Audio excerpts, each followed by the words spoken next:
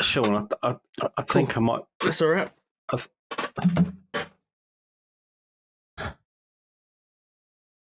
All alone, more or less.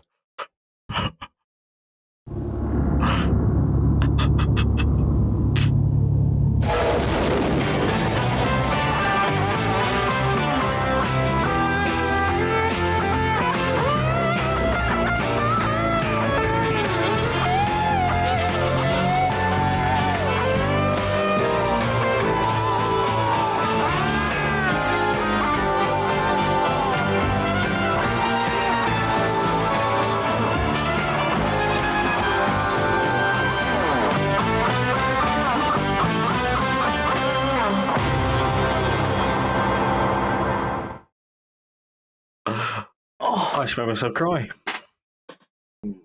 Oh. It's my lovely Star Wars pajamas. Sorry about that, Duncan. We had to go away for a week. You were saying? That's fine. Welcome back, mate. Nice to see you. To see you. Where did you go? Anywhere where cold fish shoals were nipping on your toes? Oh, I wish. Sun.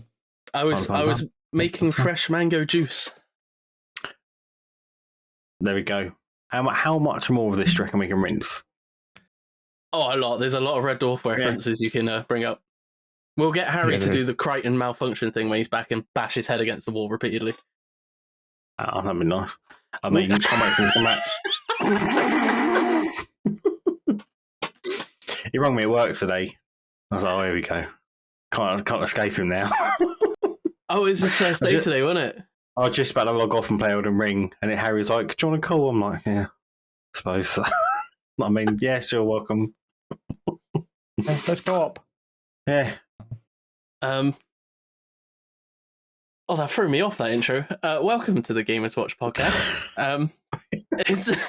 I don't have a bingo. What rhymes with 7? We're in 11. Tarnished heaven for 57. Good that. Don't forget, we'll do a bit of housekeeping to while Duncan gets his he's repping the merch. Oh, fucks it right up. Put on a hat much? Jesus Christ. There we go. Did you ever find your balloon? Yes. It was so behind here I've got loads of my shelves full of my Star Wars toys and stuff. And it had gone over Boba Fett's heads. And there's not much clearance, and it landed on the lip of the shelf behind. Balloons, eh? Can't trust them. Changing my glasses too. Okay, well, God, I'm already hot in this. I was going to say your head must be sweating. Well, I need fucking a bit of mic already. I'll put myself in the idea. There we go. Confirm your microphone's working this week. Oh, a mess. There we go. Oh, what a start. But it's a lovely hat. Thanks, Paul, for the hat. I'll wear the t-shirt another day. So you wear the hat in the summer and the t-shirt in the winter? That's what they do up in Scotland, right? Because they're well hard. Is it? I don't know. I don't know if that's a massive generalisation or not. It's a cool hat. No. Anyway. I'm already burning up. I'm not surprised. Especially if you've got your ring light on. With the ring light and everything. Mm. But hey, if I can get through Elden Ring, I'll need to get through wearing a hat. Elden Ring light. If you can... Oh! Fucking hell. This is why we got him. Really paying for himself. Not that we pay anyone that comes on. Wait, what? No, I mean, shut up. Sorry, Shaun, do you want to do the intro? I will get to it eventually. Before you smoke us a kipper, because we'll be back for breakfast, be sure to share this with your local smegheads and follow us on Twitter, which is at Gamers Watch Crew, and then subscribe to us on YouTube, which is youtube.com/GamersWatch. And while you're on YouTube, you can give this episode a little like, comment, and then on another platform choice if you want a review, if it lets you. and also hit the bell. Be reminded when we're going to premiere, which is every Monday at 7:30 p.m. GMT, 2:30 p.m. Eastern, 11:30 a.m. Pacific. And buy the bloody merch. Done. Buy it. Boom. And please hit, do loiter in the comments and tell us how good at Elden Ring you are. Especially if you're a massive bell, Harry. like a reference to there. It's actually there's a guy, JP, who didn't like our Elden Ring video, like lots of people didn't. And he was just hanging around in our comments during the live episodes, and like rent free, mate. Oh yeah. And he's like, yeah, it's dead easy, mate. Oh yeah. So. Harry was saying apparently he's been like tagging our main account, just stuff on Twitter. Says, "Oh, gamers watch right like this." Come on, mate, rent free. How's everyone? All right. Yeah. You're warm, Harry.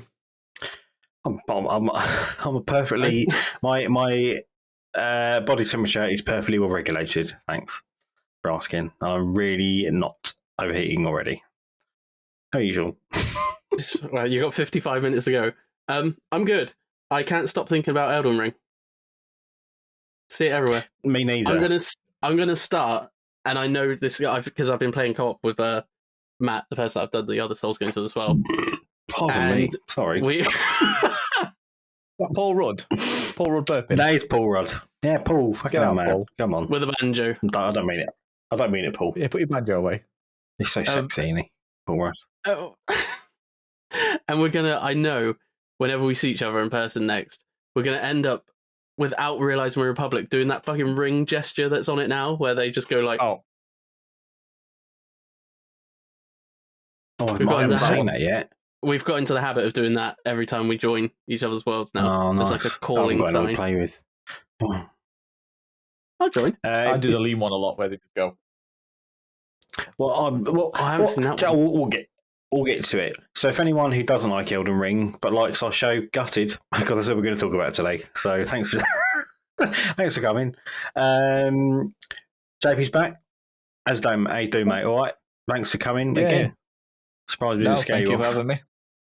Well, I can't leave, can I? I'm here against my will. We locked the door, didn't we, Duncan? Remember? Yeah. Yes, because I've been here. We've been here the entire week. Have you not changed your top? No, I haven't changed my top. That's commitment to the bit in it. Where like, have we played anything else other than Elden Ring? I had 2 or 3 games of Dying Light, but that's just a weekly thing I do. But no, I've just played Elden Ring. I was talking about Elden Ring while I was playing it. So. I was thinking about it. Shaun, you're right. Please just change your top every 15 minutes through the episode. So it's just cuts to a different top. Sorry, so JP, you played a bit of Dying Light? Yeah. Yeah. Dying Light 2. No, did I say Dying Light? I meant to say Dead by Daylight, if I said Dying Light. But yeah, bit of Dead by Daylight. I play that once a week with a bunch of friends. But apart from that, Elden Ring. Yeah. Ring. What about you, Shaun? Pretty much just Elden Ring. That is literally all I've done. I've been on the laptop getting ready for like this episode and playing Elden Ring. That is it. All I've been doing. Even when I've been at work, I've just been thinking of what I could do on Elden Ring. I really like recording this every week. But this week I was like, maybe we just cancel it so we can play Elden Ring. Like that's an extra hour that could be going to my playtime. Yeah, exactly. I've only played Elden. I've played a lot of it, which is annoying because I don't have lots of time. But I played the Anacrusis with the Thistle Do guys the other day because it came out about a month or so ago. Very poor back then, but it feels really good now. It probably feels like another Left 4 Dead, just without all the cards building things that you would get on Back 4 Blood. So I think they'll have a video out soon, but I thoroughly enjoyed it. Another thing before we get on to Elden Ring, obviously I expect everyone is quite anxious and stuff about what's going on in the world. I just hope everyone's all right, really. It's fucking horrible. Obviously, none of us are in Ukraine and having to experience it. Don't want to be all political and stuff. just be nice. You know, the world's horrible, isn't it? So reach out, have a cuddle with someone. I found, because I don't know what happened with you guys, but when COVID like first kicked off, I had to stop looking at the news because it was making me so anxious about what was going on, and it's almost the same for this, but I think probably much worse because it's like the real threat of worse things are going on. So I've been trying not to look at the news and turn my phone off and stuff, and try and just talk about happy stuff, really. So just everyone watching, maybe you're feeling all right. It's all right if you're not, I guess, because yeah, it is. No, it is.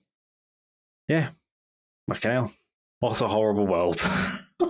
Yeah. I don't mean to laugh at it. I don't know what else to do. It's just it sucks, and I hope by the time this episode goes out, everything's all nice and lovely again. I'll move on. Chip, you've got longish hair, haven't you? Long hair.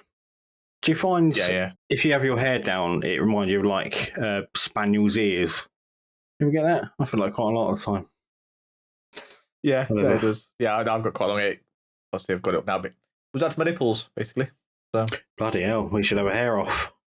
Or not. Long hair's cool, man. Right. Segment 1. Segment 1, guys. Does Elden Ring give you the Elden tingles? Get it? Because what I did there was ting rhymes with ring from Elden Ring, and also tingles. The joke is that it makes you feel a bit funny, not necessary. So that was the joke. Stop hitting the mic, don't you fucking. So I thought that was going. I could feel it. We've been playing Elden Ring. No. I honestly need to stop turning my head. Hang on a minute. High quality content. We've all been playing Elden Ring, haven't we, guys? Yeah. So we're going to talk about it. So we'll go through it bit by bit. Do like a proper little review of Elden Ring in it, boys. Sorry, this is starting to annoy me.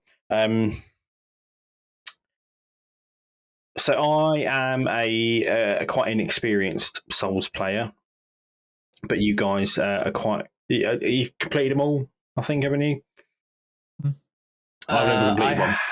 I haven't played Demon Souls. That's the only. Oh, Sekiro. Still haven't played Sekiro. Fucking hell. So Those two. I've done all the. Finished Sekiro. I bounced off that quite hard. So. That looked insane. So obviously you guys are au fait. Fancy words. With the Souls like experience. So I'm belching all over the place. How did you find getting into it? Like into Elden Ring straight from the off? Was it kind of I'll slip on an old pair of comfy shoes, or was it a bit found it I think a little bit tight? They needed to break in. Sure. Was it tight? It was the actual gameplay itself was basically like going back to playing a game that I've played multiple times.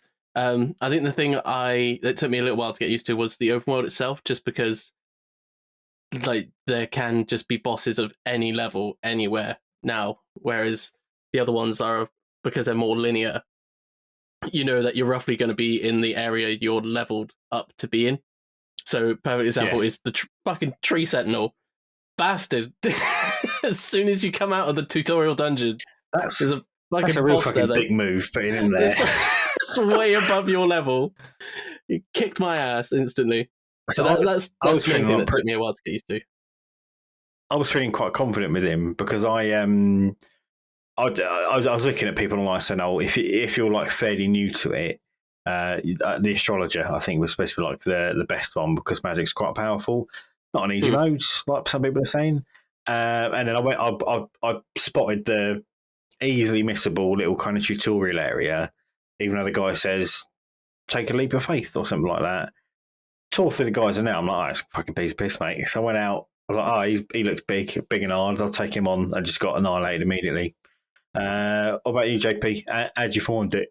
Getting into it. So I played the closed network test, so I was a little prepared, but not prepared enough. So I started with the Stonewood Key, I think it's called, whatever it is, which is like the Ferris Lockstone from Dark Souls 2. So when you leave the starting area, you've got the like force field wall on your right hand side. Yes. And it unlocks that. So I'm there, level 7 or whatever I started as a prophet, and I tackled that. And I was like, it's going to be fine. This, no problem. No, it'll be all right. I've got fireballs.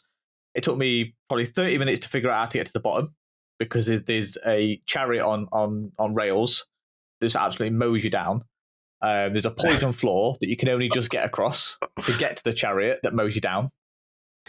And I got through it, got to the fog gate or the golden wall, and got absolutely obliterated. And because I went to New Zealand to do it, there was nobody else that was as smart as me, so I couldn't summon anybody. So I was just like, this. So I only had a few thousand runes, so I lost them and decided to carry on. Dodged the Night Sentinel, the Sentinel, Tree Sentinel, because I knew he was a ball ache. But I ended up going exploring, and I found a crack in a wall. And I went through that crack. I ended up in Hogwarts, in a volcano, in a place that was full of rot, which we'll now know is like Redmayne. I don't know if you guys have been to Redmayne yet, or if you've heard of anybody speak about Redmayne in the game. I ended up there. So basically all these areas, and the volcano is like one of the last areas in the game. But I got kidnapped by this automaton thing that swallowed me, killed me, and teleported me across the map, so I couldn't go back for my runes.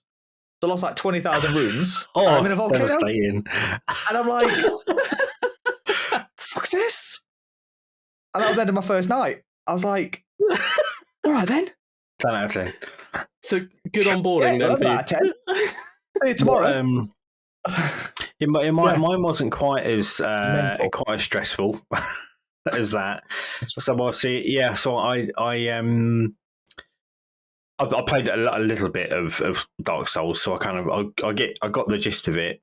But I found it does a very poor job of not easing you into it, because I know that's not really the point. But there were lots of things I just didn't know how to do, and how to get my mate Dan, who spoke about the Ninja Gaiden guy. He was telling me kind of how to hold a weapon two-handed. I mean, there probably was a tutorial for it, but I found it so confusing, and just even little things like trying to swap out. When I got the horse bell, just trying to add that onto my action bar. Like it doesn't explain it to you at all. So it was like a good 10 minutes. I'm like fucking clicking around, like, where the fuck does this cunt go? I'm not going into the menu every time I want my horse.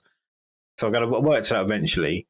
But yeah, I had like a similar experience with my exploring, but we'll get to that in a little bit. But what did you take, Shaun, for your first the what's it called? The little trinket thing you get at the beginning. I took the golden seed. I always take that's what I took. The health related thing. So like Dark Souls, was it Dark Souls 2 or 3 where it was like an extra Estus flask or something? I always go for the health thing just because it's a struggle. It can be a struggle at first before you level your health up. How many hours have you guys played? Actually, it might be quite helpful to know. 32, 33. Yeah, about the same. I think I was in the 30s earlier today when I last looked. God, I was off, so I took time off. I'm only like 6 hours. I feel terrible. We were talking about it, but I enjoy it, so don't ever go at me. No, of course. So combat. So I think there's been a bit of a mixed opinion on it. So I initially rolled. You can tell I'm a Warcraft player. I rolled an astrologer, and then I don't like standing at the back and flinging spells. And I was saying to Shaun, I don't like having to manage my mana, because I found I was running out in like 2 or 3 shots, and then had to use my sword anyway. So I thought, oh, fuck it. So I started as a samurai. I was like, I get the combat. Some of it I find quite frustrating. Like it does feel unfair, I guess. Again, I don't know if that's probably the point of it. Sorry, I just remember I've got Harry's notes as well about onboarding. I better read those out. Okay. Sarah go at me. So You can do a Harry impression. I'm a nonce. No, it's not. So Harry says for onboarding, personally, the first 3 hours are not enjoyable. As an experienced player who didn't play the network test, I followed the story and was being battered at every corner by the big troll dudes or Margate. Every time I see that, I think of Margate. I call it Margaret. Going down a Margate. Because Chaz and Dave. Because the game is no way of tracking lore or any NPCs you can really interact with, it felt like a massive directionless world. See, I'll kind of I see what Harry says because me and Harry probably at the same skill level with it and our experiences with it. I found it very enjoyable, probably because the world I think in particular kind of definitely struck me as something that was quite special. But the combat in particular, there are some bits where I think it's brilliant. If I didn't have the wolves, I think I'd really fucking hate it. But the wolf summon has helped me out a ton. I think whilst I'm getting used to kind of rolling, I'm going to say when I was chatting to Dan again, who loves Dark Souls, he told me to bin off the shields because unless I'm going to actually get good at, oh God, I said get good. Unless I'm going to be proficient at parrying, he said it's a waste of time. I'll end up dying more trying to time my parries. So you might as well just learn how to dodge roll. So I would agree with that on every other game, but Elden Ring, because you've got the guard counter now. So now you can take that hit, press R2 or right trigger, and do a counter attack. So I agree on every other, but not this. Because it saved me loads. To be fair to Dan, he played it for 20 minutes, so he probably didn't. So he probably hasn't got to that point. Yeah, no, that's fair. So yeah. Okay. Well, so how have you guys found the combat? So I especially love the horse combat. I think it's brilliant. But how have you guys found it? Well, it's sure. Whoever. Talk about yourself, God. Okay. Good. So horse combat, I'm struggling with. So, I've gone prophet, which means I'm more caster. So it works well, except sometimes I'll go like that. I'll throw a spell over there. Yeah. Because the enemy has just gone out of tracking range. So my horse is facing that way, but I'm facing this way. I'll lose the tracking, and then I'll fling it that way. So that's been a bit of a frustration with it. But yeah, combat it's great. It's so weird to.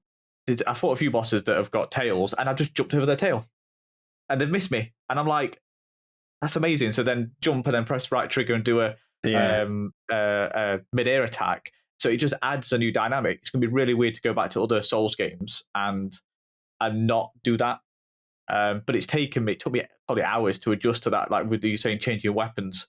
For ages, I was just keeping my finger on Y like you used to, whereas now it's Y and bumper buttons. So or I'd equipped the wrong thing. Like I'd two-hand my catalyst, so I was walking around like I've got a candle. I wasn't doing it, was it? I was just like, yeah. So got to that bit. Yeah. So I was doing that for ages, or like you can keep your finger down on the D-pad or up on the D-pad, and it'll default to your first item selected, which again is in some of the older titles. But when I relayed out my bar, I would I don't know if you've got I can't remember what it's called, the Phyllis flask or whatever it is. I was about that to number one, and I was experimenting. So a couple of times I killed myself because the flask I had made me explode for 50% of my health, and it gave me increased stamina. But when I've got next to no health and I'm trying to heal myself and I blow myself up, I'm just like. So it did take me a while to adjust, but it's probably the best combat overall. So the guard counter, as I was saying, is great. Somebody like me that likes to I like to sit behind a shield. So I can sit behind that shield. They can hit me, and I can punish them because I can't parry for shit. Hence why I play a caster. Okay. So, I think I need to find a big shield then. but it works. But you need to get one that's 100% physical resistance. Yeah. Because otherwise you're going to sit behind it and you're just going to die anyway. So, but yeah, otherwise, like I say, I would agree with Dan. Sack your shield off and just roll everywhere. But it helps against the dogs. So, the dogs are an absolute nightmare. I don't know if you've been killed numerous times by dogs and rats and stuff like I have in game, by the way, not real life. I'm not a zombie. So sitting behind the shield and counter-attacking them is great because they'll lunge at you and then they'll stop for a second where normally you'd probably be staggered or rolled, but you just counter-attack straight down and 300-400 damage and they're dead. So same with those stone little gargoyles, the ones that drop from the ceiling. Fuck them so much. Yeah. Fucking little wankers. But you sit behind your shield like that, they'll hit you, go, you press right trigger, and that's it. So they are fucking really dickheads. I'm a knobhead as well. And start gnawing away at you like that. So that's a dungeon like quite near the beginning. I everywhere later on. Oh great, can't wait. I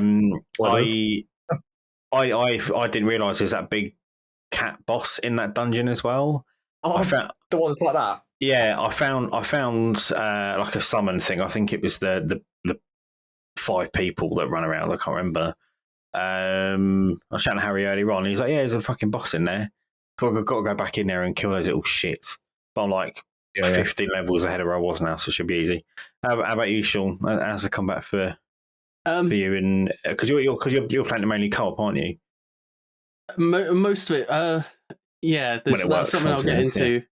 Yeah, I'll get into in a bit with co-op, but I've done a lot more of the open world solo than I thought I would. So the vast majority of my time has actually been solo over co-op so far.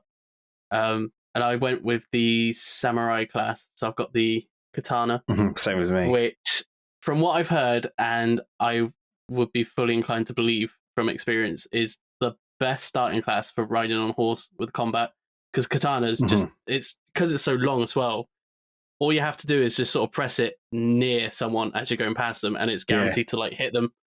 So the horse combat for me personally has been amazing. Like some of the bosses as well that I've tried on foot, and I'll get about a third of their health left, and then I'll end up dying. If I go back and do it on horseback, I just won't get hit at all. Take all their health out without getting hit, sort of thing. It's so good with a samurai, the horseback. Yeah, I think that's why I've been loving the horse as well, because I same as you. So I do a samurai now because I wanted the ranged attack. And I found a flail and a mace on a chain, and I just think I just thought they were cool, so I was like trying to use that. And unlike on the ground fight, I was doing fine, but then on a horseback I was just getting battered, and I was like, what the fucking hell's going on? So then I chucked some of the katana again, and like Shaun, absolutely fine because I didn't account for the reach of it.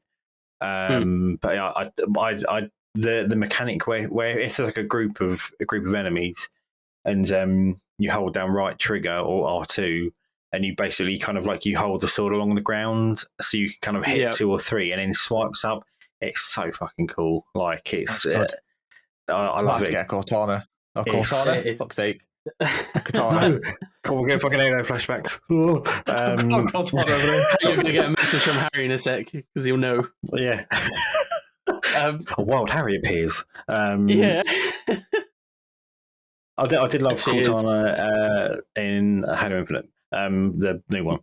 But yeah, I love the katana because I think you can get another one. So you can either dual wield it or you can just find one like in a dungeon near the beginning. Yes, yep. You can find the exact same katana that you start with samurai. Because and that's another thing with like all the new additions to the combat and that.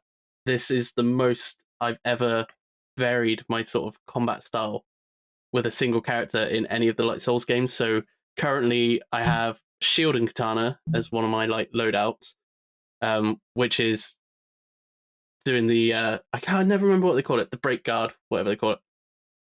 I have the dual wield katanas because, and I think if I remember right, this wasn't in Dark Souls 3, but it was in Dark Souls 2, where if you dual wield two weapons of the same type, you get like entirely new combos, and that is lethal with the katanas.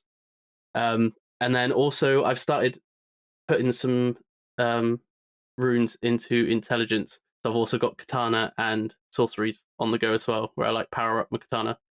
So I've got three different That's play cool. styles that I keep switching between. Whereas normally I just stick to like a very basic sword, shield, or double sword sort of thing. What? So you could add like a flame spell to your sword? Can you? You do that? I don't. There's probably a spell. For you do it would fire be damage. sorcery. Yeah, it's faith for flames.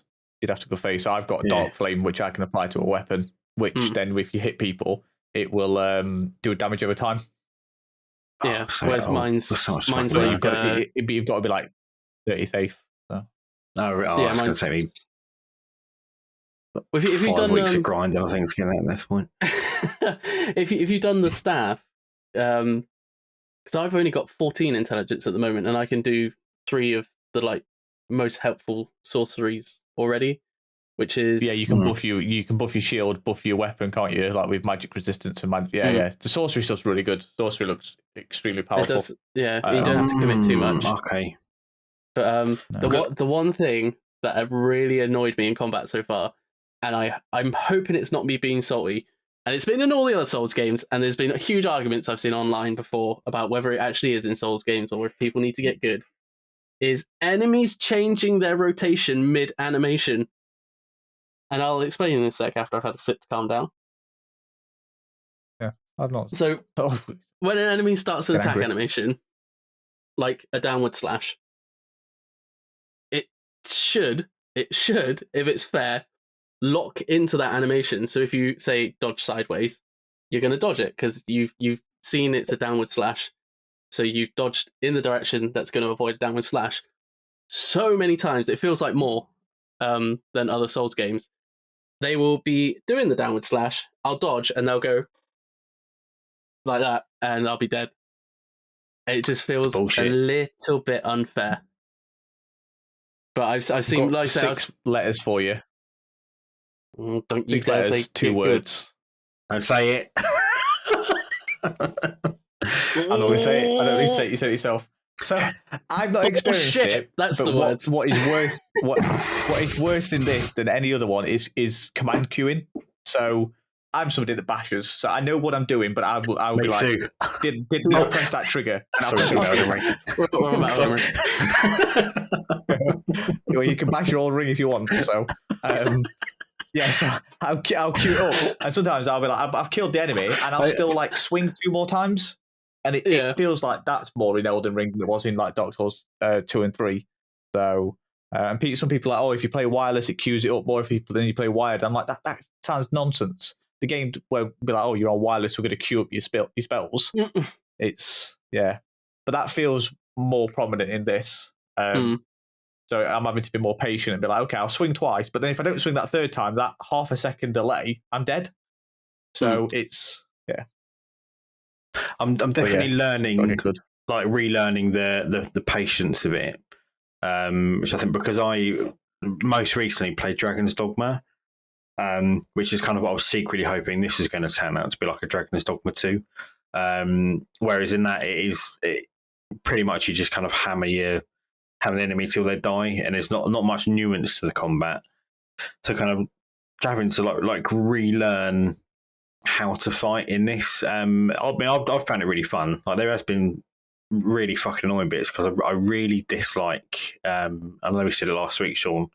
I don't know if you've got a bit about it, but I massively dislike the invasions. I'd love to play with mates, but I don't want cunts to invade me. But then I thought I was invaded by an actual human, and I was stressing out. Like I was like shaking, and so because it felt like I was having a fight in the street. I was like, I was and then I killed him, and I was wired, like I couldn't sleep for hours. And I text Shaun, and he was like, "Yeah, it's just an AI one, mate. Like servers are off his AI." I was like, "Oh, okay. Well, that made me feel a little bit better that there's no arsehole trying to kill me." But then you get the AI invasions, like the bloody fingers, bloody cunts, like fucking arseholes, fucking pricks. Because I kind of spoilers, but whatever. Like, there's the one in round table holds where you over jump the down. balcony. Mm-hmm. And the first time I did all right. I pretty maybe got like half the health down. I was so unprepared. I just whatever. But then, of course, I had about 5,000 runes done there. I was like, well, I need to try and get them. And then I gave up after an hour. So this cunt is just, I'm not there yet. I'll come back. Just beat him. Oh, I've only just beat him because I was fed up. I just couldn't be dealing with it. So, and there was I've got an overpowered axe now. So. And there was another one where you kind of you're like in a ravine, and there's before you get there, there's like jellyfish that are knocking about, and then you get invaded by another one. But then after like a minute or so, it says so and so's come to help you, but I can't stay alive long enough for this other cunt to fucking help me. So in the end, I was just dying closer and closer to my spawn point, so I could just fuck off out of there without having to fight him. But those fights in particular felt quite unfair because it was just, obviously it's me. I need to get better at it. But it was so vicious and so quick. Like I expect it from a big horrible boss thing, but not just some little twerp. I thought I could just jump and slash him, but they were harder than anything else I've fought so far because you couldn't summon as well. So yeah. I've only even been invaded once. So it was outside Goldrick's room, which was funny because I just summoned the NPC for that fight and another person to help me. So this person invaded me and got stomped. I guess he smashed. That's the only time I've been invaded. I honestly dread it. I dread getting invaded. It gives me like proper anxiety. Not anxiety. I don't mean to be so pithy about a mental health issue, but it really makes me kind of like nervous that someone's going to kind of run in and ruin my day.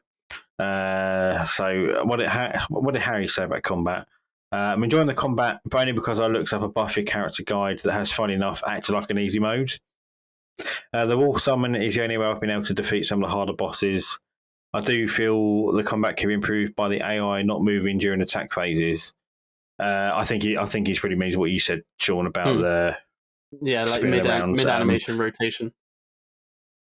I agree with them on the Wolf Summon. It's the only way I've been able to beat bosses, but that's obviously just a skill level thing, I suppose. I don't know if you guys are about to use it. Have you tried the jellyfish? No, I haven't unlocked it yet. Oh, I love the jelly. So the jellyfish, I've seen loads of people say it's terrible, but it's been the best one for me so far because it literally hanky. It does it like ranged from a distance, so it doesn't just instantly get stomped by the boss. The boss has to like close it down if it aggroes it. Yeah, and it also fires poison at the boss, so it's slowly chipping away. And because it's ranged, the boss takes time to get to the jellyfish, and in that time you just sprint up to the boss and start slashing it. I found the jellyfish personally really helpful. I'd look it up because I like the walls just because I like the fact they're tanky enough to distract for a bit. So next bit, open world. I think it's the best open world I've ever played. Don't know what you guys think. I haven't felt so in awe of a world since maybe Red Dead Redemption 2 or maybe Skyrim to an extent. Certainly Red Dead, in the fact that I felt that it's feels like a tangible world that's had stuff like carefully placed there. So I'll start with Harry's comment on this actually because it might be quite an interesting conversation. So Harry said the same feeling I had as Breath of the Wild. It's a huge world looking to be explored, but it just hasn't drawn me in. Nothing feels alive. Feels like a lot of set plays surrounded by emptiness. The locations you find are great, but it doesn't feel organic or alive. Red Dead Redemption 2, for instance, I feel like around every tree or down every road, something is there to keep me entertained. Whereas Elden Ring feels like lots of interesting places, but nothing in between. I think I'll probably disagree with Harry on that. I couldn't disagree more with that, to be fair.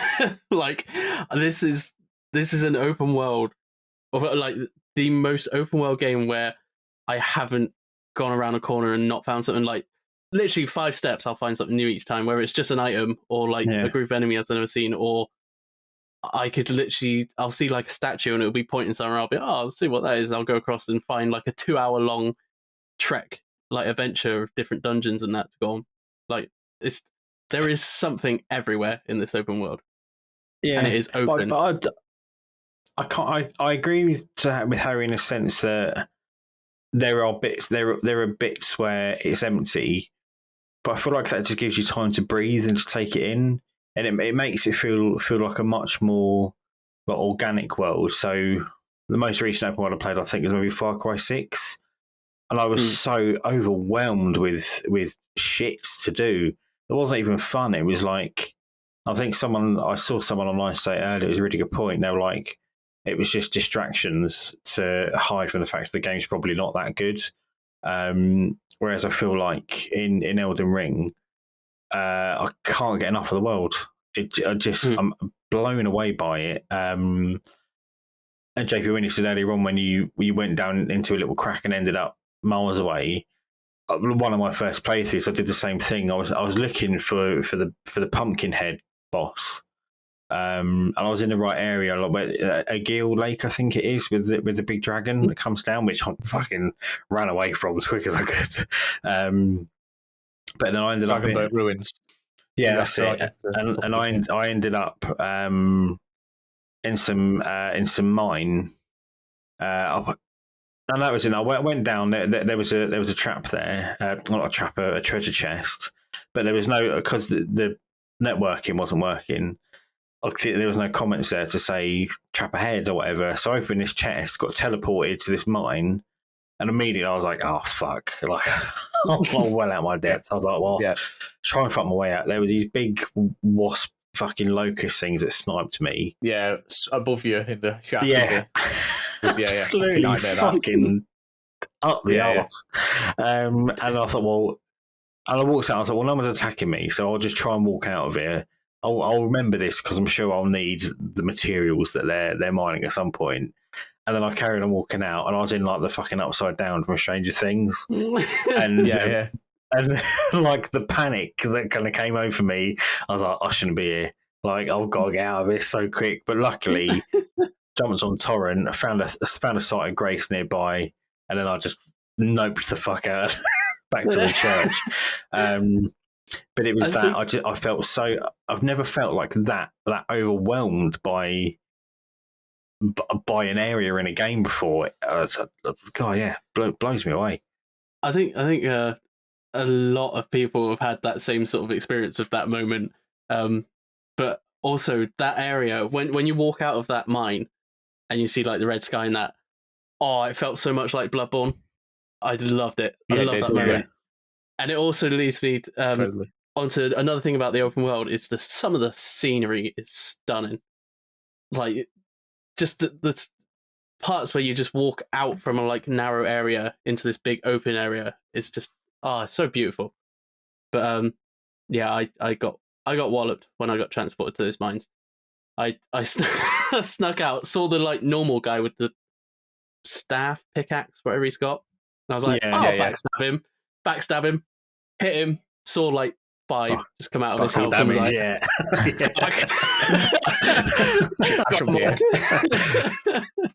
and then you can't fast travel either, can you? You get the message. It comes up. You have to rest at a site of grace before you can fast travel. So I was like, okay, well, I'll find a site of grace.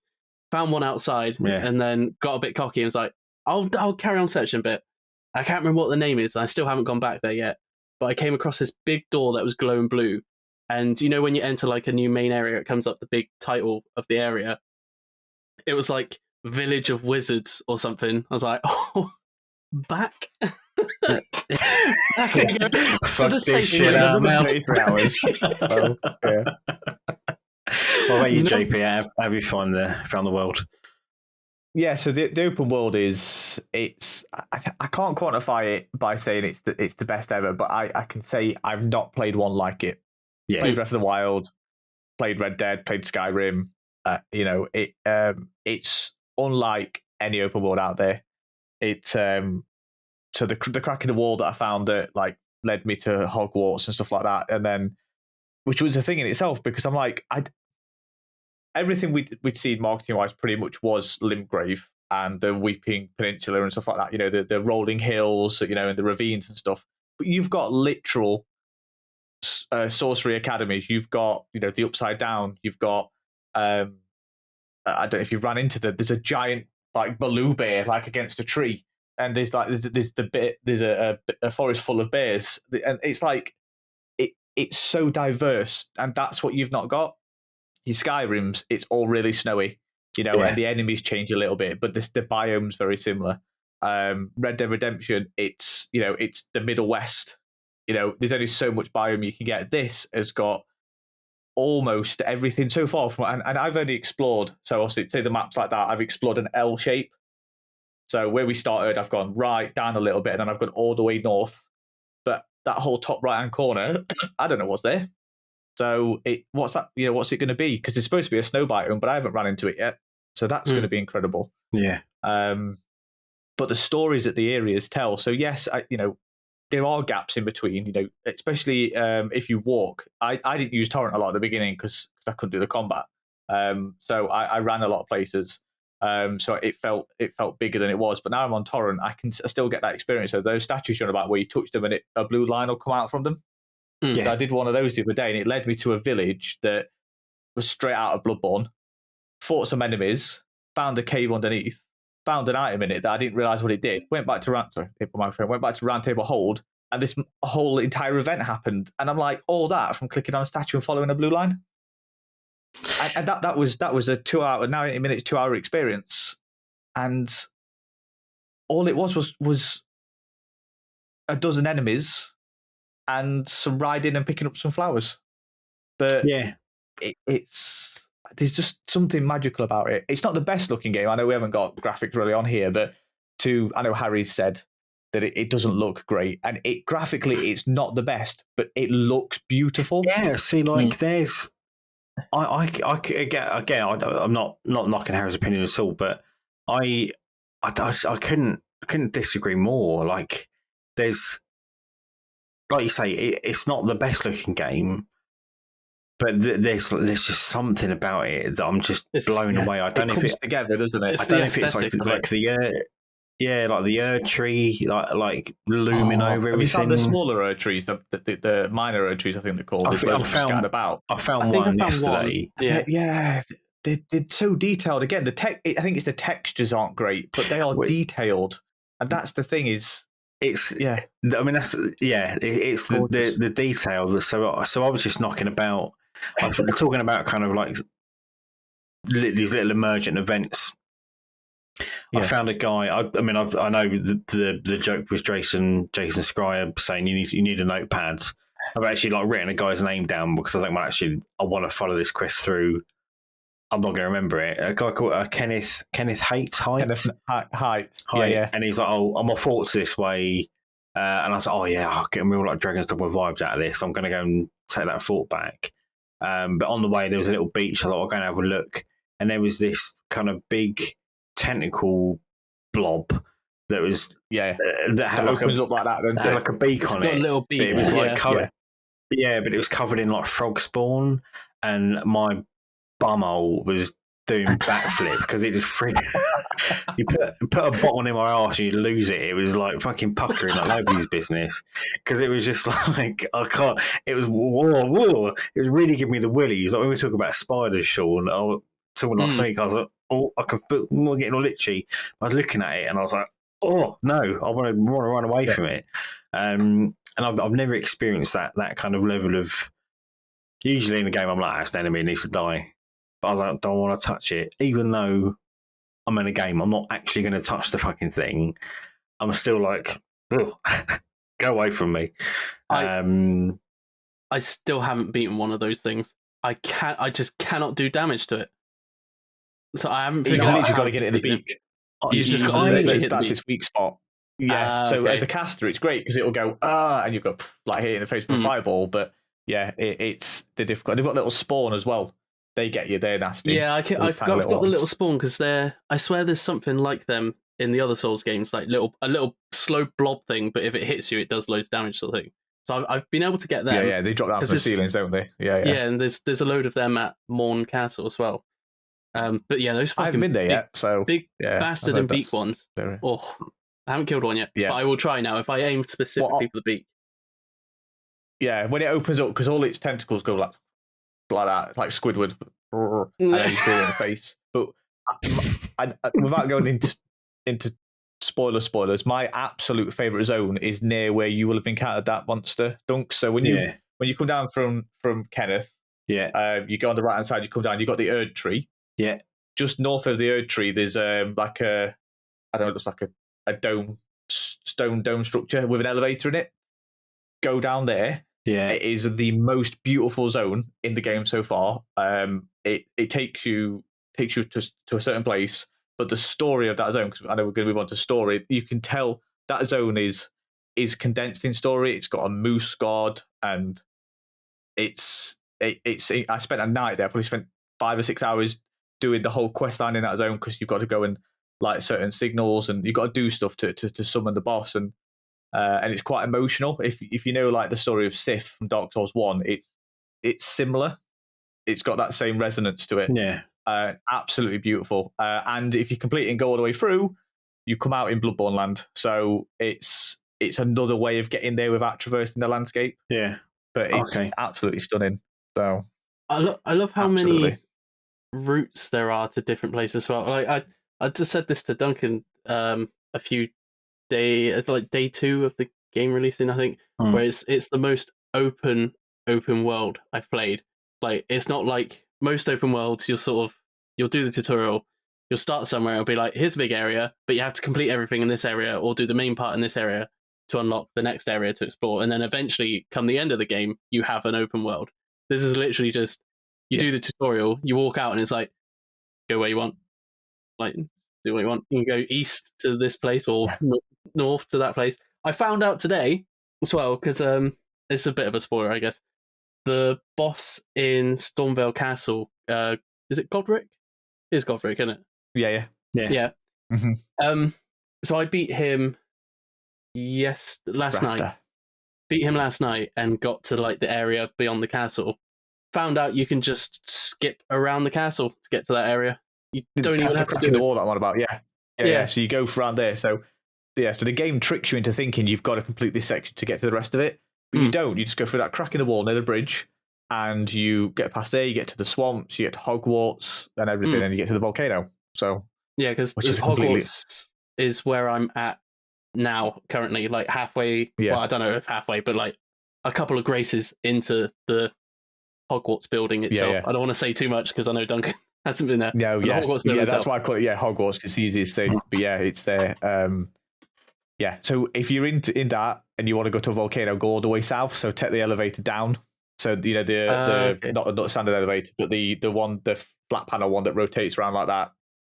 Go all the way to the bottom and let the machine down there eat you, and you'll go to a volcano. I went there at like 4 hours in. Fucking shit, mate. I messaged you. I was like, I'm in a fucking volcano. It's the most. I think you said a minute ago, Shaun. It's the most kind of open and free. I've felt like in a game. The fact that you can do what you fucking want. You're not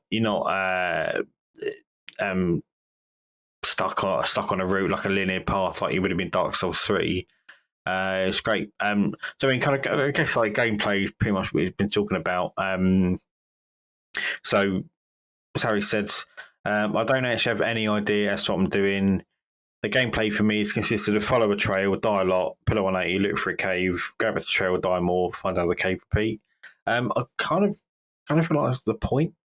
I mean, I have no fucking idea what I'm doing, but I think that's why I'm enjoying it so much, because I get pretty much like every game. I feel like I'm like, okay, what's the next thing on the map? I'll go there and do that. Where's the next quest marker? I will go and do that. The fact that my hand isn't being held at all, granted, it's kind of in contradiction to what we were talking about with the accessibility stuff, which we'll get to later on. It's kind of like game ruining for me. The fact that like if I play a game, another open world game, I'll be like Elden Ring, no mate. Like I don't know, you know what I mean? I feel like this is almost like the standard bearer now for open world games for me. You guys are nodding, so presumably you agree. I hope you agree with me. Please say you agree. I don't disagree. So there's definitely, I think it's. So yeah, the note stuff, like Jason Schreier has said, yes, I've had to make a few, but also you can pin stuff in game, can't you? You can go to your map and you can pin stuff. So all my NPCs, I've dropped pins. So Kenneth, before I went down to Fort Height to do his bit for him, I pinned where he was. The vendors, I've pinned where they are. So I've done that. And there are actually markers on the map, but if you don't, the game doesn't tell you what they are. So every area you've not uncovered yet, there'll be a little smaller stone slab obelisk. That is the map fragment for that area. So little bits like that are there. Some quests, if somebody says to you and gives you a hint that they've pinned your map, look at your map. There's one, and there was a giant, well, not a giant, there's a red X on the map for me. But it didn't tell me. The game didn't go check your map. But the guy was like, let me mark this for you. And you'd think, it's a Dark Souls type game. They're not going to actually do anything. But there was a red X. So I followed it, teleported me, ended up somewhere random again. But I was supposed to go there. So the game does help you, just not in a way that is accessible to everybody. So is that related to something called Again, I'm trying to think how to not spoil it. Something clergyman. Yes, so yeah. I ran into so that I've done that a bit, yeah. But I haven't gone into the portal yet. It's just being marked on my map. There's nothing dangerous on the other side. As long as you don't turn around, just walk forward. Don't turn around. just don't look anywhere else. Yeah, pretty much, yeah. You're just a horse like that. You did just remind me about something, which pretty leads us into story a little bit. So when it first came out, and I messaged Shaun, I was like, "Oh, those two big giants pulling the cart thing. How did you fucking open that?" And he's like, "Hey, no, you got to kill them." So I plucked up the courage last night, killed the convoy, killed one of the giants, and then the other one just stopped, and he just knelt down and didn't attack me, and I genuinely felt fucking shitty. I was like, I've obviously and then it kind of tweaked at me. I was like, well, these two. You know the guys I mean, like the two giants pulling the with the massive cart things through the chest. Yeah, and I thought, oh my god, like these two are slaves, obviously kind of brothers or friends or something. I've just killed one of them. They've already got a shitty life, and I genuinely felt like fucking terrible. I'm like, is a computer game done? Storytelling. Yeah, get a grip, Dunk. But I thought, no, I get it. And I killed him just to get the great axe out of it, because that's what it's all about. But it was that. There was something we spoke about recently, Shaun. I can't remember what it was. Where you're not explicitly told what's going on. Oh, I wish I could fucking remember the game. It's going to do my head in now. I'm trying to think of recent games we played. I don't know if maybe it was Halo with like the grunts kind of just whisper like on like the grunt radio or something. I can't remember. Stuff, yeah. But I was so like, fucking hell. Like, I can't remember the last time I've actually felt bad in a game for killing a big, ugly fucking giant. But yeah, so the story, obviously, the big kind of marketing thing was George R.R. Martin was part of it. I don't know much of the story at all at the minute. I'm really digging it. The guys that I've come across, and I really like that they kind of all sound like Sean Bean. I don't know if anyone else has picked that up. It's just what sounds like Sean Bean. Oh, yeah, sure. Yeah, Sean Bean or proper farmer. Yeah, and I like that they've all got quite kind of noble British accents from up north. These Brummie people, have you heard them? Yeah, proper, rallying around on Twitter for that. Have you had the farmer guy yet? I can't remember where he is. But he's got a big pot of lobsters that he's like cooking, and the only thing he'll say to you, if you talk to him, he's got his little shack, and you talk to him. I don't know if there's like a storyline to him at all, and all he'll do is tell you to piss off, or he'll be like, "You want to start something?" But the subtitles are written as it's spoken, so like it's like start in instead of a G, it's like an N apostrophe, or like when he says piss off, it's like piss AFF. And stuff like that. I love him. I go every time I wander past him again. I'm like, I'm just gonna listen to that. Yeah. Oh, so you guys are a bit further than me in the story. How are you both finding it? Does it bother you that? I mean, I guess obviously because it's the same kind of thing as Dark Souls. Like I know you had, is it the Onion Knight, and you kind of had to go out of your way to follow his story through. Yeah. Does it bother you that you kind of have to work for the story? I guess. Uh, I wouldn't have say. you found Potboy yet? Yeah, I found Potboy now. Yeah, I only found him last night. So he's the nearest person to Onion Knight, isn't he? I think Alexander the Iron Fist. Yeah, although that dung eater in the opening cutscene, I haven't seen him at all yet, but he looked like he was going to be like a Onion Knight similar thing, but true. I don't know. Yeah, I wouldn't say it's frustrating me though. I mean, I love stories. That's the one thing I like to follow constantly in games is a story. But I think because it's just so fun, it doesn't frustrate me, but I still would like to understand it more, I guess. So like every Souls game, the only Souls game I've kind of had a slightly solid grasp of what's going on as I'm playing through it is Bloodborne. And that's mainly because I love H.P. Lovecraft and his stories. So like I've got his Necronomicon and all that. So I sort of got the references between like insanity and like the eyeballs and the great ones and like great old ones. And that was the only reason that I understood Bloodborne while I was playing it. All the other Soul games, I've had no clue really. It's been like the very basic understanding of rekindling fires, and then I've had to watch like lore videos on YouTube after to be like, oh, that happened. That's what it was. I'd say this. I could be completely wrong once I watch lore videos after completing it, but I feel like it's kind of halfway between Bloodborne and Dark Souls, so I understand more about the main thing that's happening or like what's led to this happening, sort of thing. But Yeah. I still know I'm gonna either find stuff later while I'm playing or look at stuff after I finish playing and be like, didn't even know that was supposed to be in the story or that was happening. Yeah, I feel like there's going to be required reading or watching just to catch up. Yep. But I mean, that's kind of why I've been really interested in this because we said last week I really like that Vasi Vidya guy on YouTube who does incredible lore videos. Never completed a Souls game, but I've watched so many of his videos, kind of talking about the lore and stuff like that.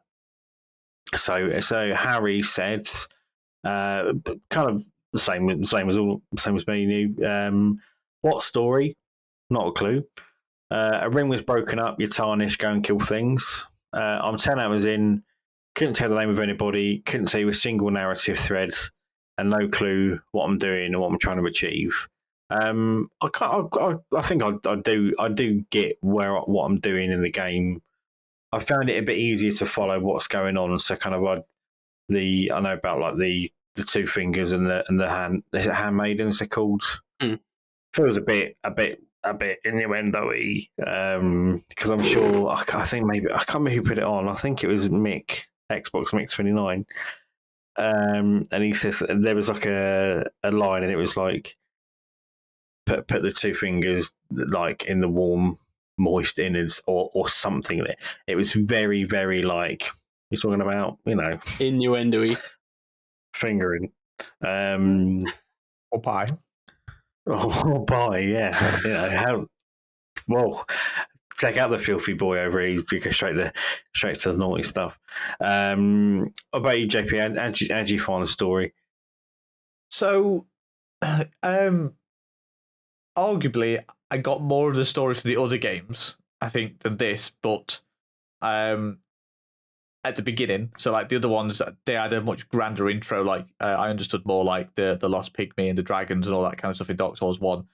This one, now you've defeated Godric, when you go back to Roundtable Hold, more story will develop, and that bit then where I'm starting to understand the story more. So I've met the two fingers, and so I've met the two fingers. I've done what has been asked by them, and the annoying guy when you leave the starting area with a white mask. I've progressed his quest, which then ties into the main story. So there's actually more than two fingers. Shock. and they've got their own narrative and their own structure and own thread that you can follow, and you can decide what you're going to do between the two fingers and the more fingers. And on that note, if you decide to continue his quest, you're going to have to be dicks and invade 3 people to continue his quest. Fuck So that. Thanks for letting me know, because I'm not doing that shit. But you don't need to be successful. You just got to invade them. So invade and just kill yourself if you want. I invaded, and I've got an item that's called mimic cry something. So I just stalked this guy as a statue for like 20 minutes because then he was in Hogwarts, and I was just following him around Hogwarts as a statue. Yeah. And he knew I was there, but he wouldn't attack me. It was brilliant because he probably knew I was doing my quest. So I did that. He ended up dying to some enemies, so that was fine. And I did it another couple of times, and I've progressed the quest even further. So, so yes, you don't need to be successful in invading, but you need to do it because his quest is about a certain thing, and that's achieved by being a bloody cunt. So it does feel quite similar to Dragon's Dogma in the sense that you can very easily miss a quest out, which initially like bothered me quite a lot because that's one of my top games ever, and that initially bothered me a lot when I first played through it, when I was more interested in just mainlining it, completing it. But whereas now I'm much more invested in just like learning the story. I guess maybe it's nature, I don't know, but yeah, like I've got no interest in progressing through the story at the moment because I'm just having such a lovely bloody time just knocking about. I haven't even got to Margit is the first boss. I haven't even got to him yet. In the castle, yeah. But because I'm just having such a good time just leveling up. I don't feel compelled to rush through it, and that's really fucking rare because usually I'm like, how long will it take me to complete? When can I get to the next one? But now I'm like, no, I'm just gonna have a fucking great time in it. My understanding from the story beats, and it could be completely wrong, but it'd also go against the open world nature, is you don't actually have to do the castle first. Because the reason we go to the castle, there are I fell off the wall. Hi. You have to do that several other times anyway because they're shard bearers. So you've got to get multiple shards to forge the ring. So you don't have to do that first. You could come back to it. I went back to it like level 25.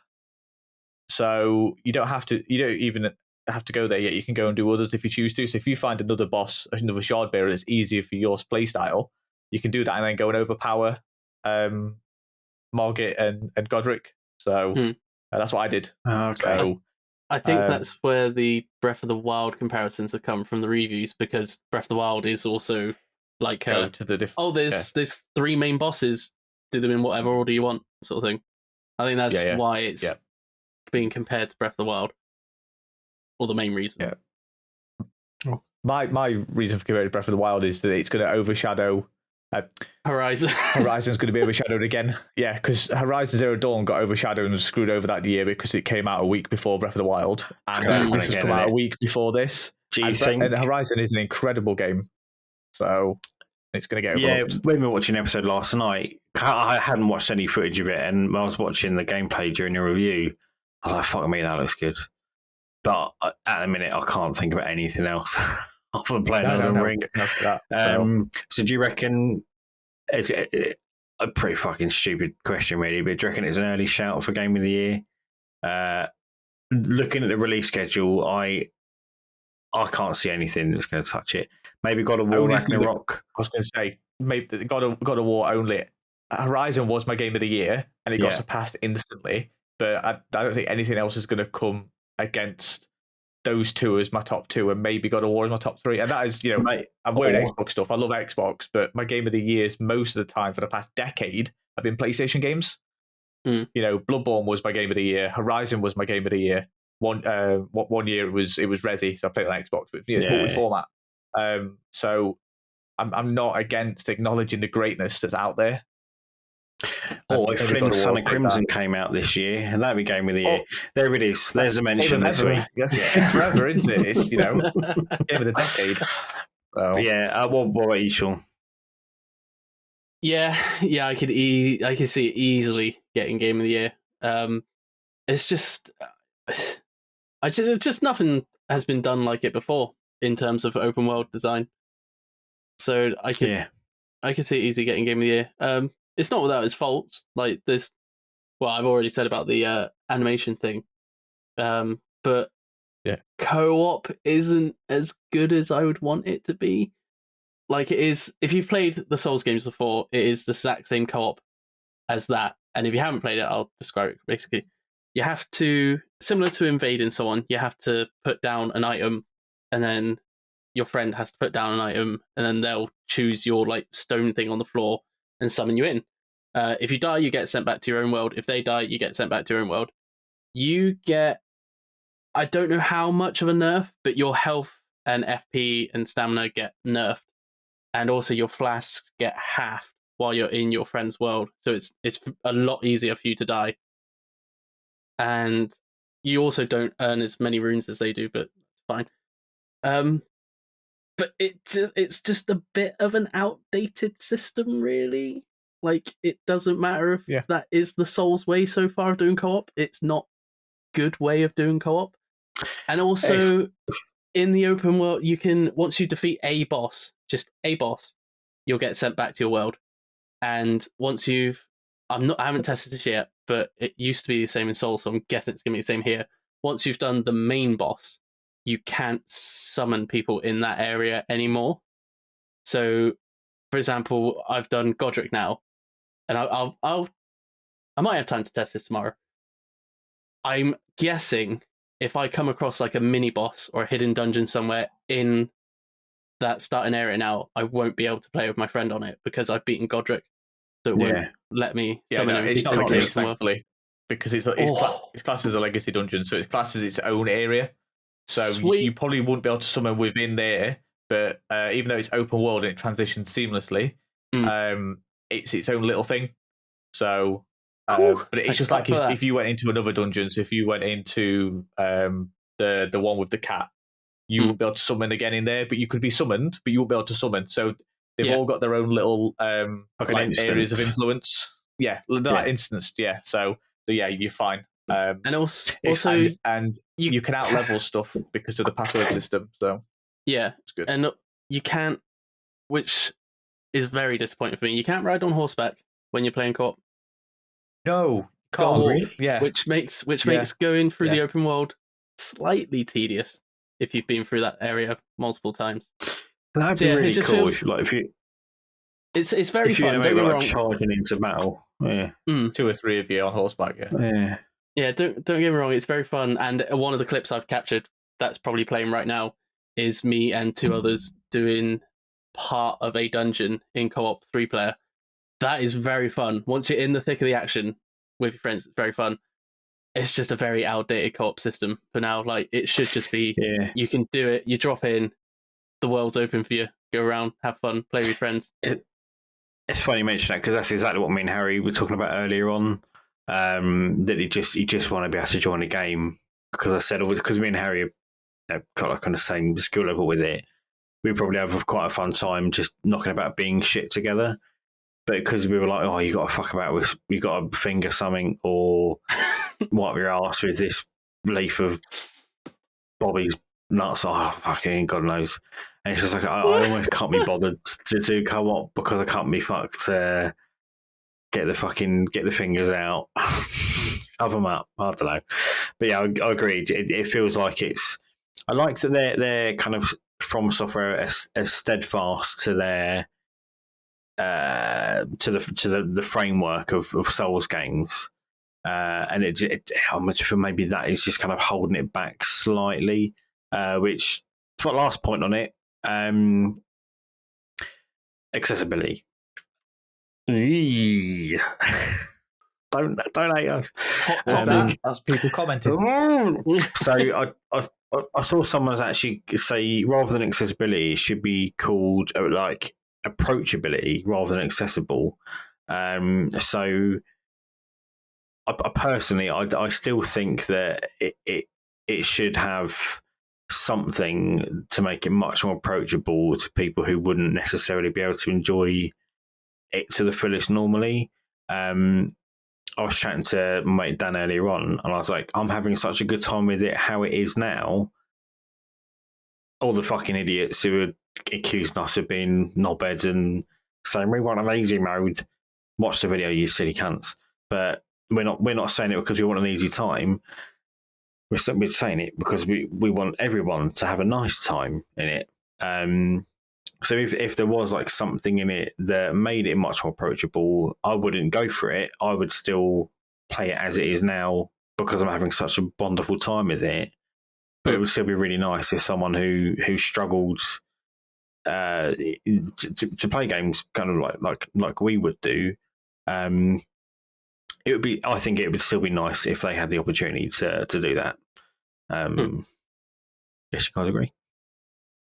Yeah, I mean, as much as I love it and love Souls games, and it will most likely be my game of the year unless Crash Bandicoot 5 gets announced at like some summer convention and comes out in November.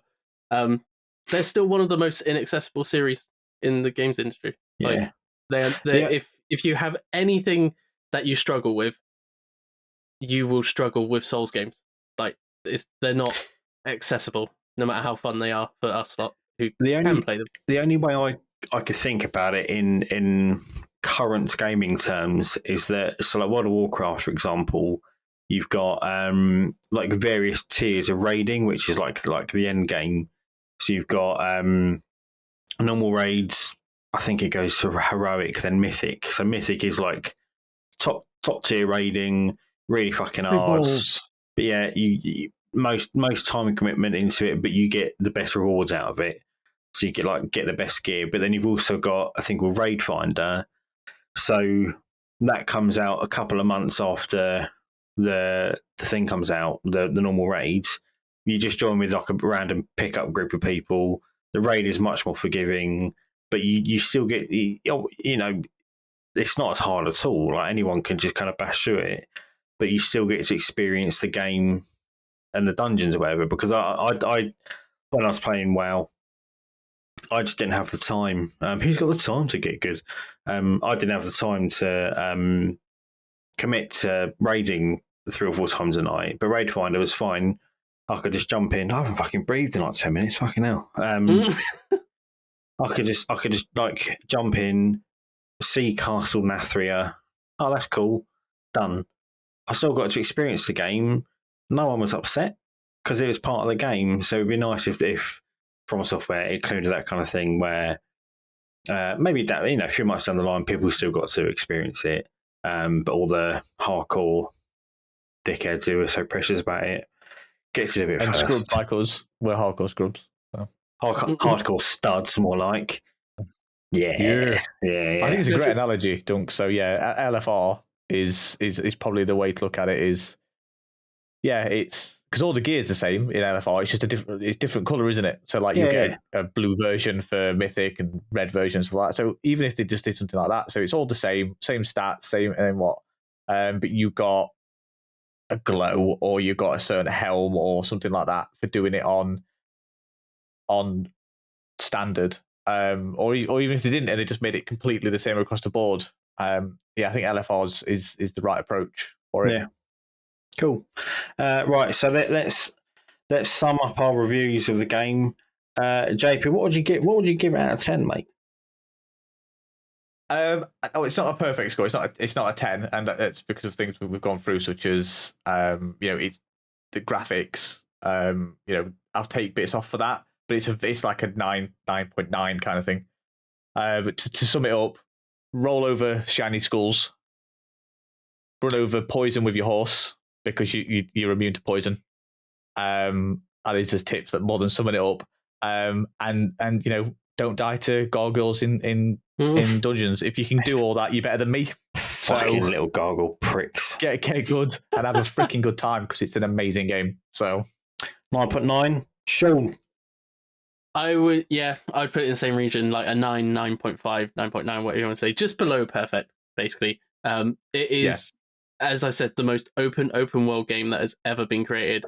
I've never played anything like it, and you'll just don't do a Harry and think that you've got to take a linear path in this world, because it is just open. Like, it lets you do what you want and explore where you want. But the biggest downside is the accessibility. It's not accessible in the slightest, really, for anyone. Yeah. And also, quickly, one of the things that doesn't help with the accessibility I found over the past few days of scrolling through the internet is the hardcore community of it. Like, fuck me, they've attacked anyone that's asked for tips because they haven't played a Souls game before. Jesus or magic Christ. users. Yes, They're shitting yeah. on magic users, aren't they? Mm-hmm. Yeah, It's horrible. It's like magic's powerful this time. They feel more toxic than the hardcore console warrior guys. It's been genuinely. It's the quite most breathtaking how like close-minded they are. Well, like I said, all the other Souls games I've just done co-op with my friend Matt. So this is the first one where I've sort of gone off on my own a bit as well. So I've never really dived into the Souls community. I have this time, but don't wanna. I hate them. Cunts, majority of them. There's a lovely Discord that's full of friendly people. So there is a good Discord out there though that are full of people that aren't like that. Or there's a few people, but they get smacked. They get basically with clapping kids or slapping kids, whatever it was last week. So gravel dogs, slap kids. Gravel dogs, slap kids. And it's a great little Discord, and the people on there, they're always posting like, support with this, support with that. But that community has been growing since well before probably a year, 2 years. So and it's like-minded people. So it can be an echo chamber, but it's also there's very, very few toxic people in there, or if they are, they just get buried anyway. It's just funny how it's gone from kind of accessibility into it. So you can't be a magic user. Like just life's too fucking short, lads. Like just have a wank. I said this to Paul and Zoe the other day. I said have a wank. I said have a wank and a magnum a long time ago when I was referring to kind of console warriors. Like just calm down. Like life is too short, man. Like these are just video games that we've all got the same hobby. You daft cunts. So, and I said this a while ago when I was like, calm down, have a wank and a magnum. And I was like, I don't know, the joke's overdone, but seriously, fucking buy a 6-pack of Magnum, buy some bloody Durex lube, get a big box of tissues, and just fucking go to town on your dick because you fucking need it. Just make your room look like the City Hall at the end of Ghostbusters 2. Cover it in ooze. Absolutely drench your belongings because you're too fucking angry to just video games. There's a fucking war going on, guys. Like we're all joined in the fact that we all love this game. Stop gatekeeping games, you sad little fucking tiny penis, smooth brain, shit for brain, chicken cunty fucking arsehole, dick, wanker, angry little shitbag, chavvy little cunts. Just calm down. Just calm down.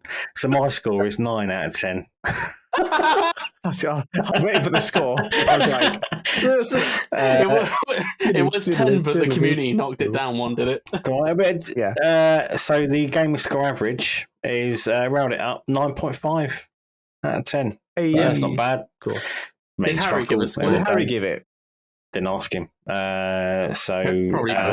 He'd bring it down a couple of notches, wouldn't he? But to be fair to Harry, he's given it another chance, and he's enjoying it. So proud of you, mate.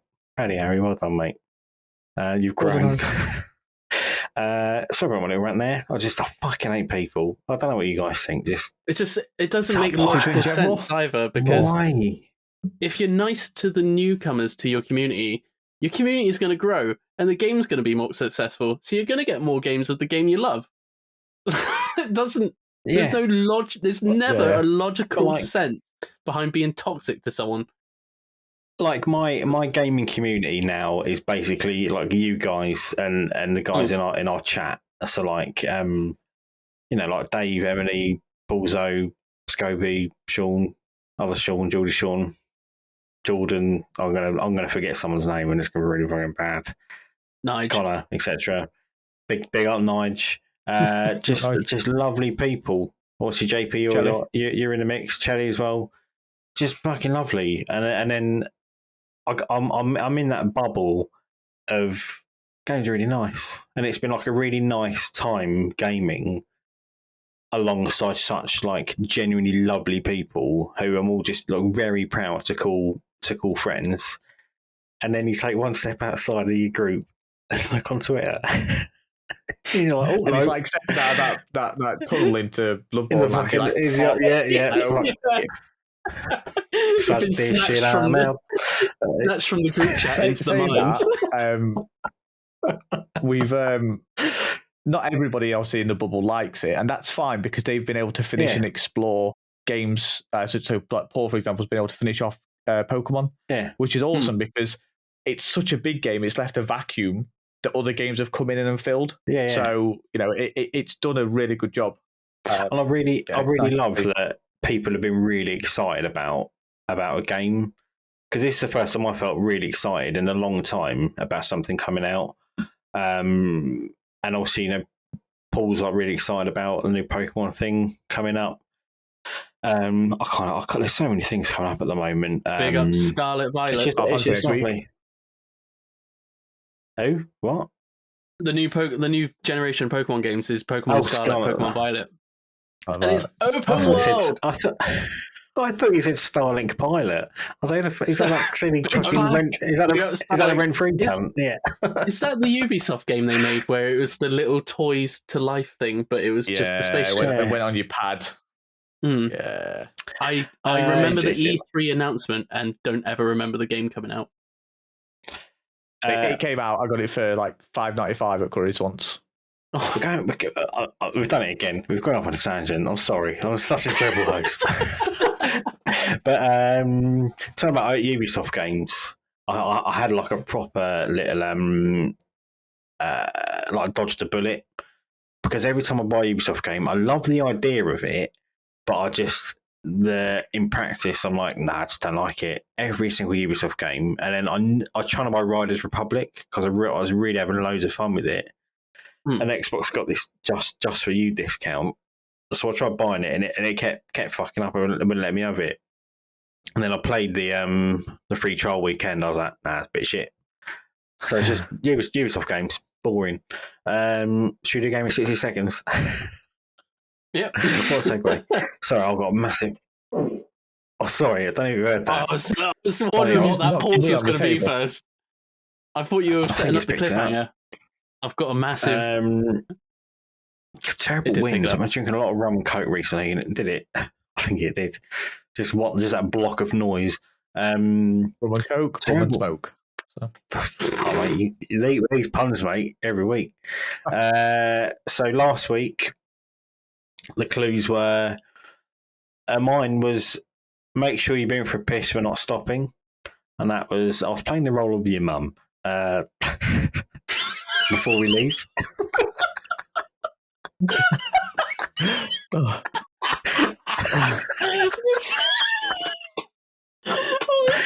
Table reading. I would not be playing the role of your mum. Yeah. Been on me, when you're kids. Many mums like, we're going out now. I haven't make sure every week. Shaun, do you want to tell us your one?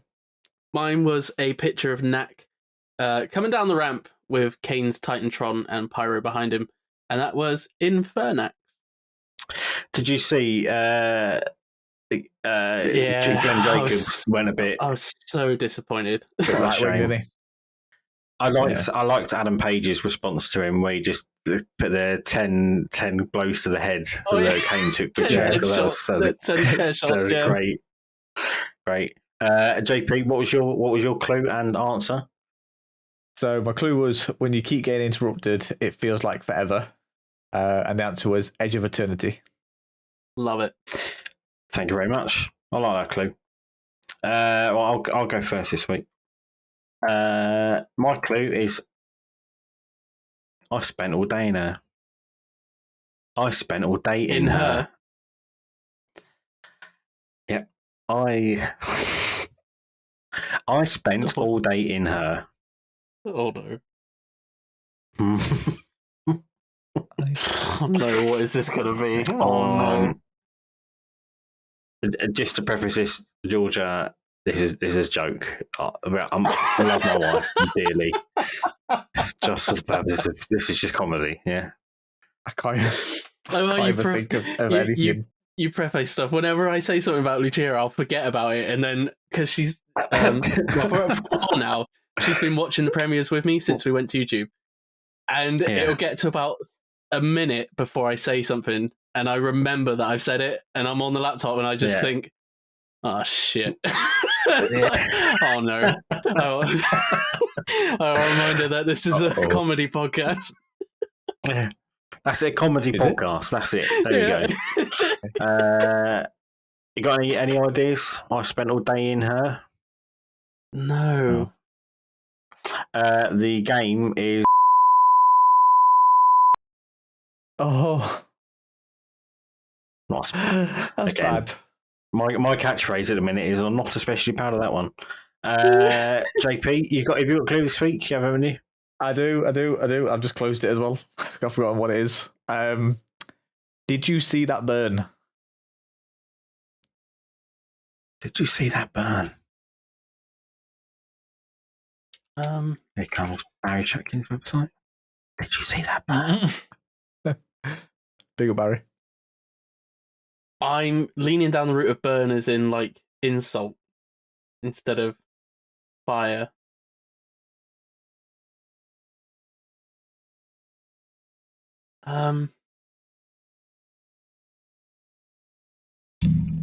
Stop it in the mic, Dunk, you knobhead.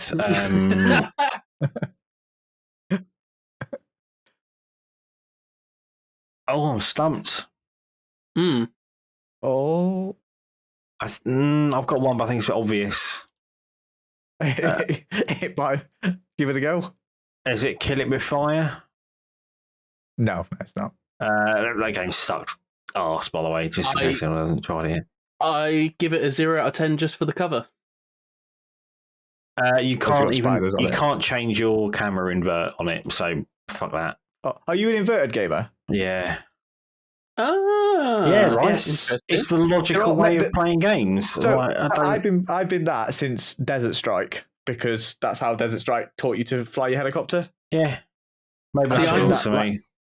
I'm normal unless it is something like Ace Combat, and then I'm inverted. Yeah. No, I've got to be inverted. So. Yes.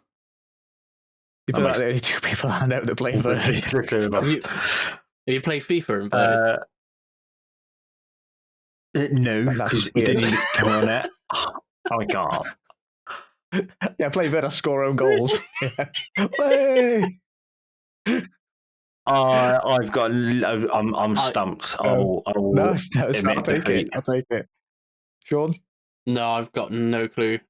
You're gonna hate me. Oh, You're gonna hate me. Oh, for fuck me, God! How the hell have you not got that? Oh my God! Fair play. Yeah, literally. Okay, yeah, that's great. You didn't get that. Yeah, I can't believe I haven't got that. Got fucking nosebleed now thinking about it. But are we? Is it a Discord jobby, Shaun? It's not. No, I didn't have. It's just verbal because I didn't have time for Photoshop because I went back on Elden Ring. Got my excuses, mate. Literally went back on Elden Ring after I finished setting everything else up, and then was like, Gamin 60. So it's just verbal, and it is. Extraction should iterate, not innovate, and fuck PC. There you go. Extraction should iterate, not innovate, and fuck PC.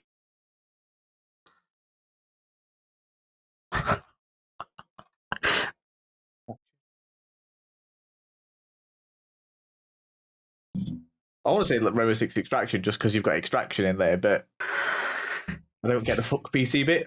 So You're on the right track, sort of, with the clue, not the answer. This is high quality content. Maybe just sitting there in silence. That's Trying to right. think of the I'm answer. so glad you get this bit out. I'll cut it. To innovate, not 84 years later. Should iterate, not innovate. Oh, and fuck PC. Oh no, I'm completely baffled. No. Oh, okay. No, so I concede. That is.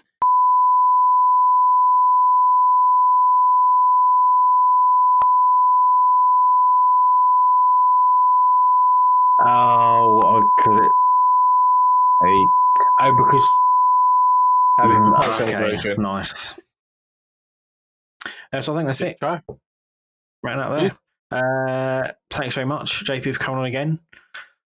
Appreciate Nice that we all had we all love bloody Elden Ring because it's just fucking great.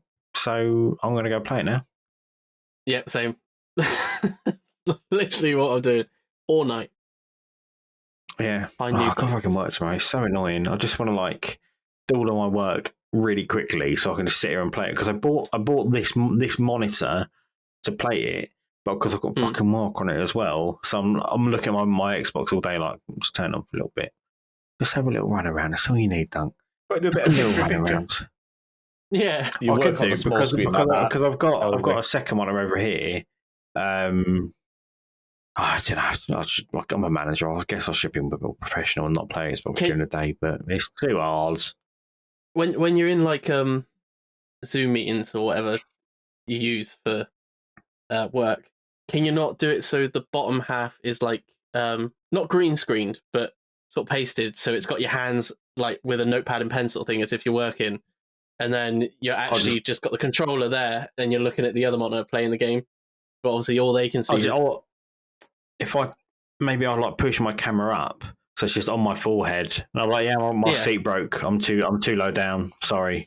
Well, that's how most people use Teams to funny, isn't it? It's just that. It's just the grandma view. Just meetings every day. So thanks very much, guys. Great. Let's go play Elden Ring. And remember, everybody, just be nice. Life's too short. Stop gatekeeping video games. Just be nice, innit? Why is it so hard? Why is it so hard? I'm asking you guys. I'm not ready. John, keep on watching. Looks so keep on watching? Question mark. Keep on hollowing. Keep on hollowing. Am I being led to that? Yeah, say properly. Let's do the outro properly. JP, thanks very much for joining us again.